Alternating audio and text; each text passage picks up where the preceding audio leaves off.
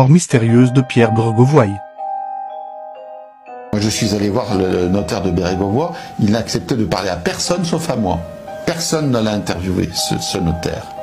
Il m'a bien dit que après ce cambriolage, Bérégovoy s'était précipité chez lui, mais complètement affolé, en lui disant écoutez, tout ça c'est à cause de moi, j'ai des documents hyper compromettants, des choses terribles pour la classe politique, et ils veulent que je le rende, et c'est pour ça qu'ils sont en train de faire des casses tout autour de moi pour me faire peur, pour me faire flancher, pour que je cède, que je rende ces documents.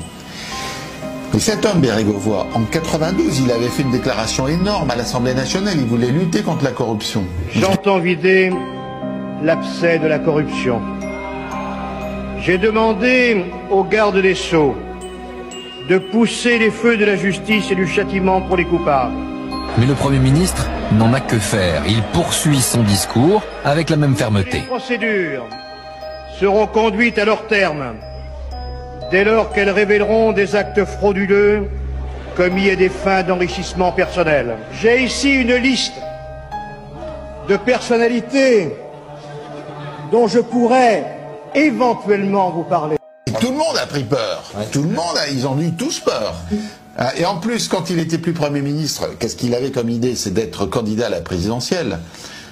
Mitterrand était déjà malade, il avait été vacant, il avait assuré l'intérim en gros de la présidence pendant un mois.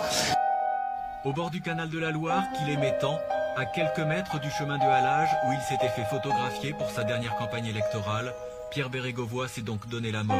Il était 18h20, il venait de passer un 1er mai apparemment normal.